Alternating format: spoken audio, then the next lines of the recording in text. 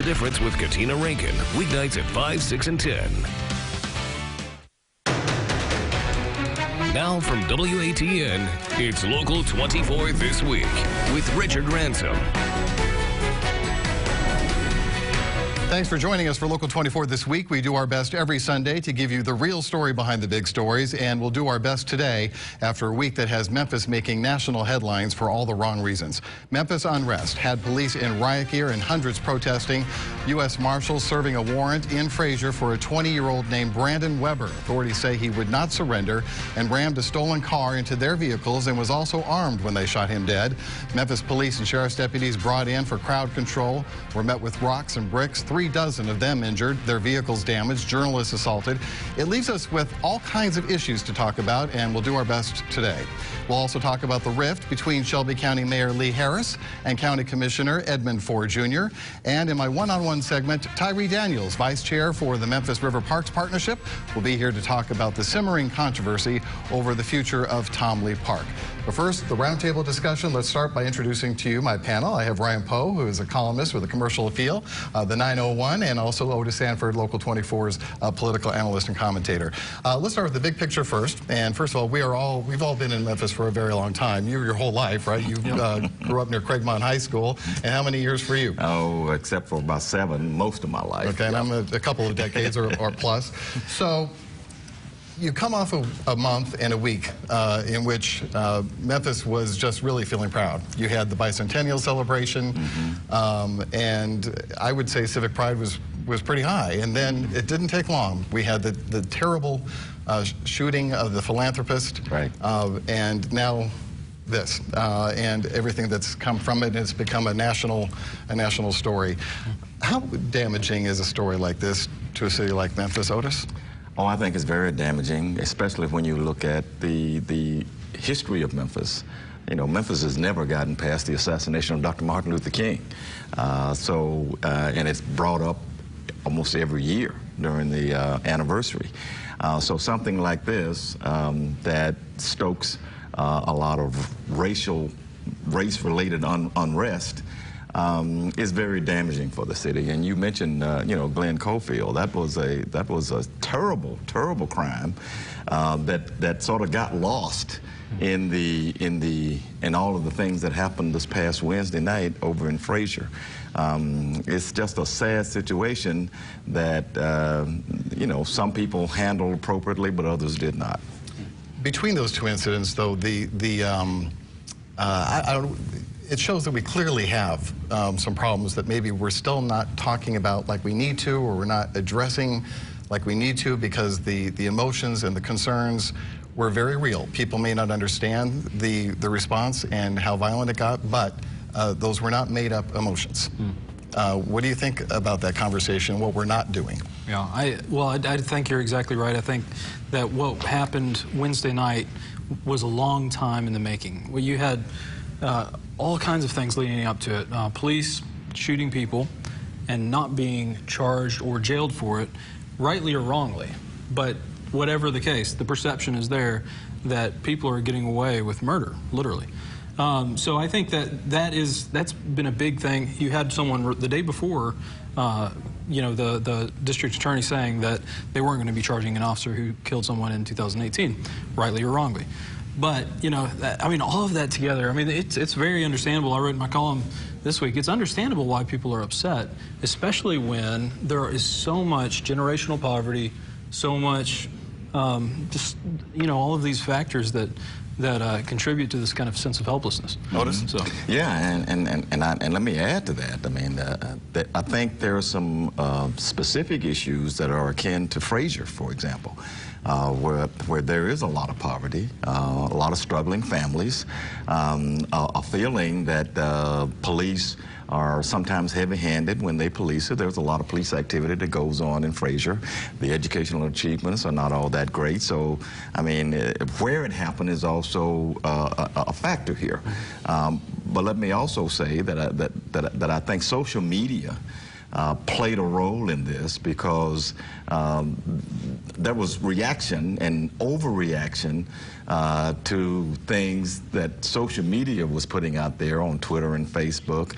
A lot of it was not based on facts, And, you know, the Memphis police, who were not involved in the original situation. That's the irony of it, is they were quickly blamed, but they were not. They were not involved. So, and you know, as I said earlier, you know, the crowd showed up, and it necessitated the police presence. Now, the police came in with riot gear and shields and helmets and all of that, which further stoked the problem.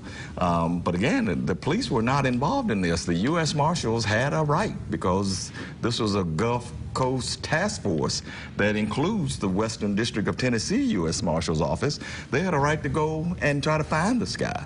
And so, again, I just think that the community, a lot of what Ryan said is absolutely true. But there was a lot of misinformation that sort of helped stoke it as well.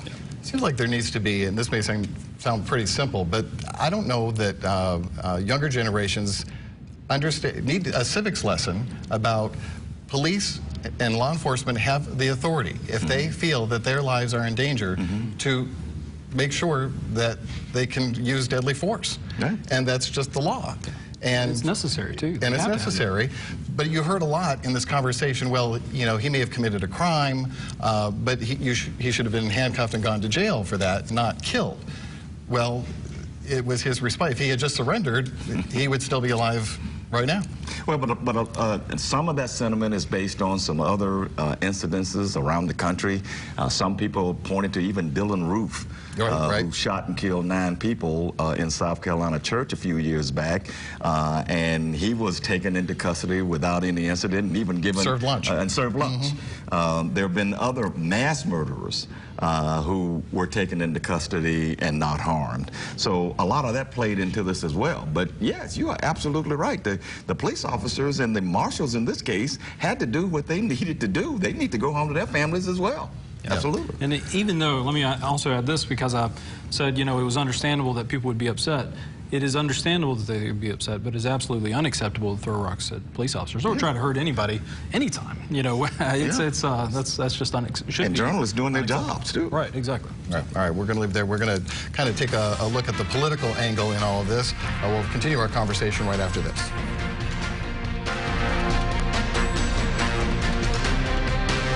Two guys, one accident. Jim believed what the insurance adjuster told him. Now Jim's got nothing. Bob was a skeptic. He knew he needed somebody to stand up and fight for him to get him every dollar he deserved. Have you been injured in an accident? Do you need somebody to fight for you? Pick up the phone and call me now. JMB 888-WE-FIGHT. 888-WE-FIGHT. Everyone who has ever lived has lived here. All of mankind's triumphs and failures.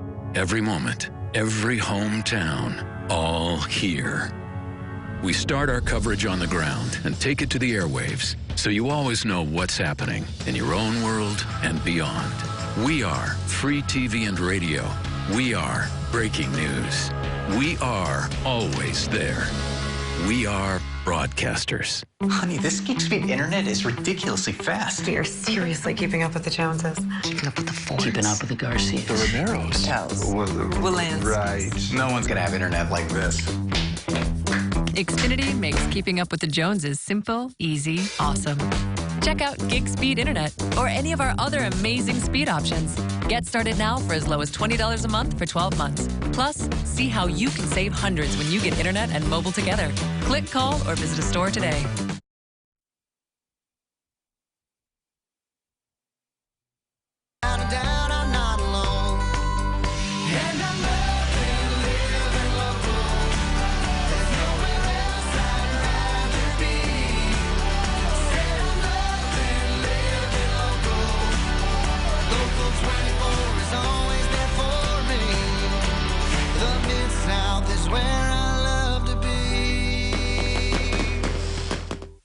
You're watching Local 24 This Week with Richard Ransom. We're back on Local 24 This Week, continuing our conversation about the unrest in Memphis this week, and we record this on a Friday night. We hope that there are no more incidents, but let's talk about the political response to this. First of all, your assessment of the police reaction, and now we're at a level 3 status for the police department, no time off for officers. It's now 2 cops to a car. What do you think? Is that heavy-handed? Is that appropriate? I do think it is a bit overhanded or overreach, and just because this was a very small, you hear different numbers. We know it's more than 100 people were at this clash with the police, but it was a very small group in comparison to the whole city. And I do not get a sense from the whole city that the whole city is about to go up in flames or anything like that. But at the same time, you can also understand the police's hesitance. So, I do think it's unnecessary. Will be unnecessary, but at the same time, I understand why they want to. Yeah, Otis? Yeah, I think it may be a little bit too much at this point. Ryan is absolutely right. A lot of the people who were out there the other night, they were just standing on the sidewalks with their cell phone cameras trying to capture something that they hoped would go viral. But there were people who were throwing stuff with a chair and bashing in the squad cars. But this level 3 that the police department's on, I mean, who am I to second guess it? But it does seem as if it is a little too much and maybe in some ways provoking some unrest that would not happen. Hopefully not the case, but let's talk about the impact on the mayoral race, specifically the top 3 candidates that generally considered to have a chance of this, namely the incumbent, Jim Strickland. He's taken some heat for not expressing some concern about Weber's family, at least expressing condolences to them, maybe addressing that there are some larger issues that we need to talk about, and only expressing concern for the officers who were hurt. Is that a fair criticism, do you think, Otis? I think some of it might be fair. It would have been good. I think he would have tamped down any criticism if his very first statement had at least acknowledged that there was a grieving family here, that a young man was shot to death, without making any judgment calls about that. Probably it would have been okay. But I think other than that, I thought that the mayor has handled this pretty well. He did come back right after that and did acknowledge the grieving family and the unfortunate death. But it is his responsibility to take care of the city as a whole and to sort of give backup, if you will, to the police. So I'm not going to criticize him too much. It would have been good if he had said something about the family on the front end. Ryan?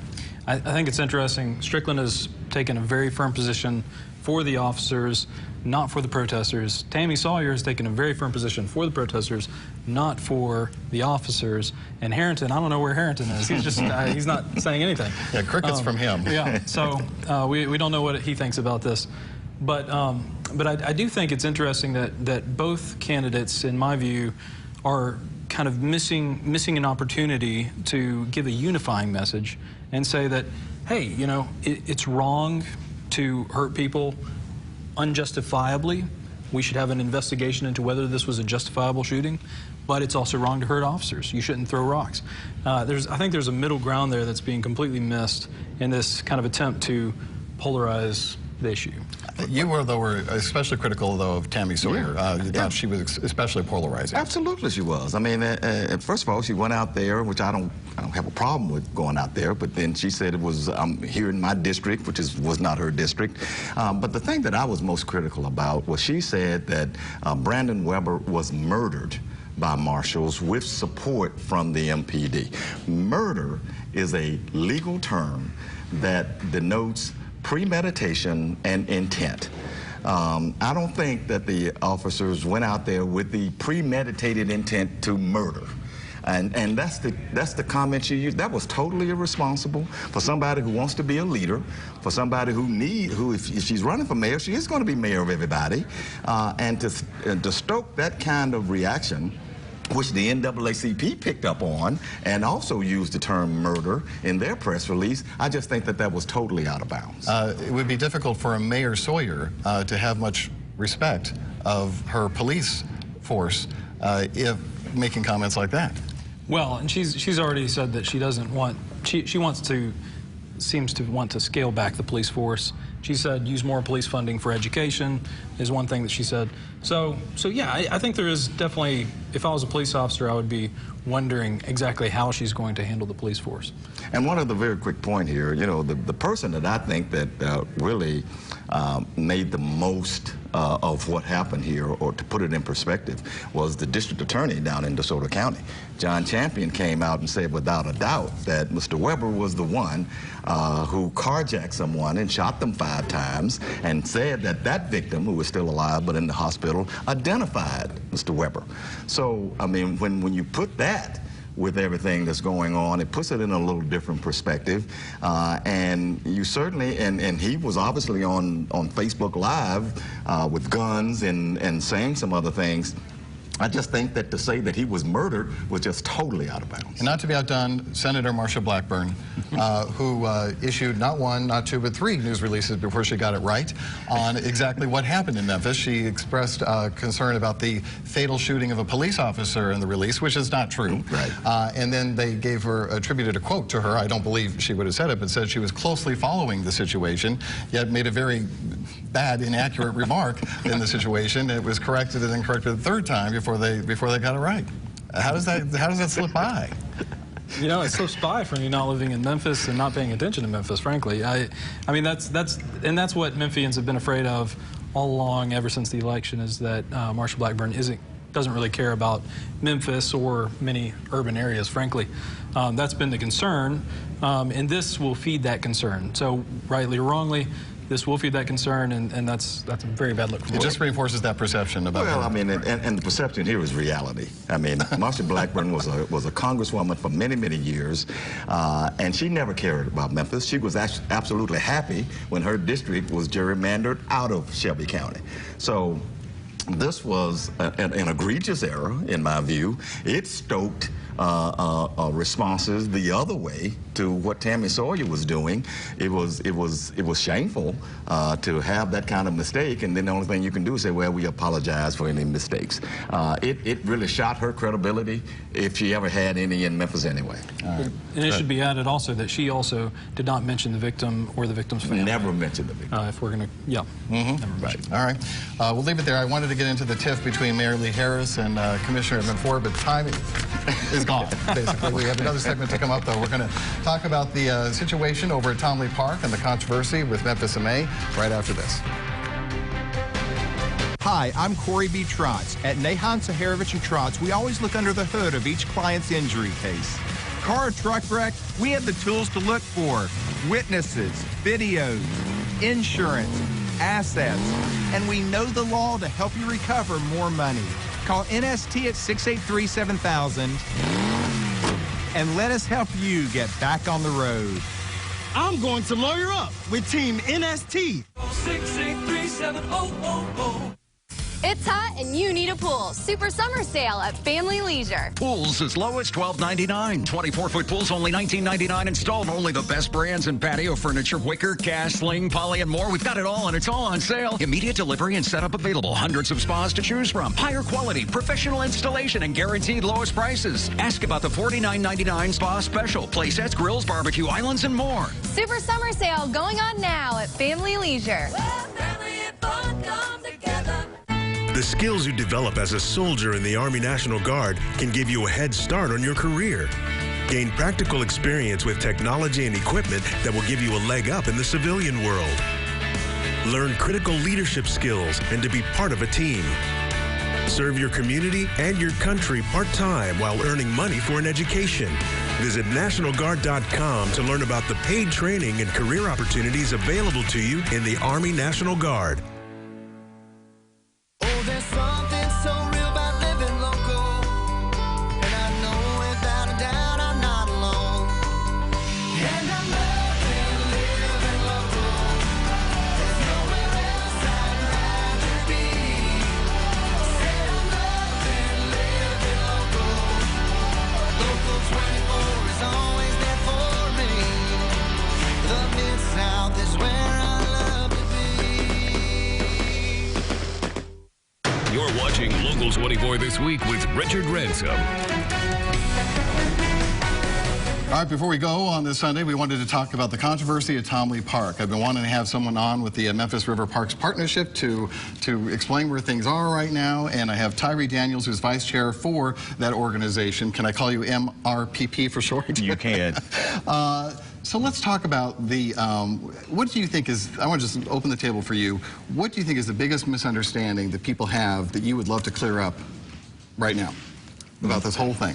The desire of MRPP is to develop a park that is a signature park and that can be embraced by all the communities. We want a park where not only you can come in and feel like you're nestled into the park, but also a park that hosts great civic festivals. That is the strong desire, is a park that not only embraces all, but also hosts great festivals. And it's not where we're trying to kick anybody out of the park, but we want a park that is small enough that on an individual level, you and your family can come in there and connect, but large enough that great festivals can be held there and the community can have a jewel that they all can enjoy. Well, I think that is probably one of the biggest criticisms about the park as it stands now, is it's not an intimate setting. For being the front door to the first thing people see of Memphis when they're crossing either bridge, there's not much to it, and it certainly has more potential than what we see now. Then you have the Memphis MA folks say, true, but when we're running the festival, that flat land is perfect for our needs. We can maximize the number of booths we set up when it comes to Barbecue Fest or stages when it comes to Music Fest. How do you feel like you can accommodate those concerns? So we have a great design team. Studio Gang and Scape have looked at all the requirements to host great festivals and developed all types of surfaces and design changes that will accommodate great festivals of any and all shapes. So what we are endeavoring to do is to make sure all of Memphis MA's needs are accommodated in the design of the park, but also make sure, as you said, those families can come and enjoy the park. So on a wonderful Saturday afternoon and you and your family want to come in, you guys are not just on one large open lawn, but you can also have some shade, also have areas for recreation, and then also have areas where you can actually play and enjoy in a small setting in the park and not feel like you're in such a large living room. You're in your own intimate space in the park. So you agree that Memphis MA belongs on Tom Lee Park? We want Memphis MA to have its home in Tom Lee Park. That is, MRPP unequivocally wants Memphis MA to... Where's the conflict? Conflicts, you know, as conflicts can be, conflicts are over changes that are going to be made to the park that may or may not accommodate Memphis MA, and what we want to do is make sure all the changes will accommodate Memphis MA, and I think we'll get there. Where is the biggest rub, though? Is it in not being able to handle the crowds, as many people attending as they have in the past? Is it not being able to accommodate as many booths, say, for Barbecue Fest as they have in the past? Where is the largest, what's the source of disagreement for the most part? The largest areas of disagreements are over changes that we want to make to the park that will not only result in changes to the festival, but also how people experience the park. So what we want to do is limit the changes on both sides. We want to make sure people have a great experience in the park, but also make sure the festival is not unduly harmed by the changes in the park. Talking to the Memphis MA folks, they, at least right now, and I'm not saying it can't change or get better, they just sound very cynical on the record and off about the likelihood of being able to find a solution here. So over the last 2 years, we've worked very diligently with Memphis MA and their designers and our design team to come up with solutions that will accommodate both. I am very optimistic as we continue these discussions that those things will happen and we will find ways to get there. Because if I could go into detail, those changes go ahead, because I think people are interested. They always hear the surface arguments. What kinds of things are you willing to do that will accommodate Memphis in May? So we've made just over the last, let's say the last year, about 15 major design changes to the park. And we believe those changes will accommodate Memphis in May. Changes like what? Changes like lawn size, lawn placement, where different utilities will be run. So there are all types of changes that have been to accommodate the festival, but also what I also want to let the public know is that it's not just a place just for Memphis in May or just for to say we have a signature park. We want it to be a place where everyone can host a festival there. So whereas if you and your family reunion wants to come to the park and host 300 people, you guys have a space there. Or if, say, you know, somebody wants to have a music festival that may be in some other park, in Tomley Park, they have that opportunity as well. That is the kind of thought that has gone into the park design, is park design that makes the park resilient, so it doesn't look like it does after all the activities that happen in May, but also make sure that we are able to be responsive to accommodate groups of all types and sizes. Where would you like to see more give and take from Memphis in May? Or can you talk about that right now? I know conversations are ongoing. Yeah, conversations are ongoing, and I'll say this. What we want to do is have constructive dialogue that gives a solution sooner rather than later. Because at the end of the day, we know what the issues are.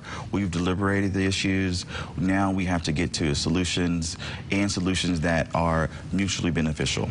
Timetable, are you still hopeful? When do you hope to start making changes? We are very hopeful that we will reach some solution by the end of the summer, and hopefully construction can start as soon as we get through the permitting process, and that is going to be very lengthy, and then we'll give the community an update on when the construction timetable will be. Okay, well, I hope it continues to go well. Tyree, thank you so much for being here. Richard. We appreciate it. And if you'd like to weigh in on this conversation, we'll give you the email address right after this. This is important news for people who have been exposed to the weed killer Roundup in commercial settings and later developed non-Hodgkin's lymphoma. According to the World Health Organization's research on cancer, the active ingredient in the weed killer Roundup, glyphosate, can cause cancers such as non-Hodgkin's lymphoma. If you or a loved one were exposed to Roundup in a commercial setting such as farming, landscaping, or golf course maintenance, and then developed non-Hodgkin's lymphoma, you could be eligible for a cash award and medical expenses. If you or a loved one were exposed to the weed killer Roundup and were then diagnosed with non-Hodgkin's lymphoma, call the law offices of Davis and Crump right now to see if you are eligible for a cash award and medical expenses. Our first consultation is free, and we don't get paid unless you get paid. Call now. Operators are standing by. The beauty, the kind we write songs about. Mountains rolling in like waves, rivers sculpting the landscape, fog so thick you can't tell where the world ends and heaven begins. Finally, a reason to put down our phones and experience a moment of complete awe that can only be made in Tennessee. Start planning at tnvacation.com. Soldiers in the Army National Guard serve to give back to their country and communities. Their part-time commitment qualifies them for an array of benefits, such as affordable health and life insurance benefits, education benefits, including tuition assistance, student loan repayment and GI Bill programs, a retirement plan based on part-time service, and VA home mortgages. Visit NationalGuard.com to learn more about all the benefits available in the Army National Guard. We always like to hear from viewers about our show. rransom@localmemphis.com is the email, rransom@localmemphis.com. My thanks to all my guests today, and my thanks to you at home for watching. We'll see you next week for Local 24 This Week.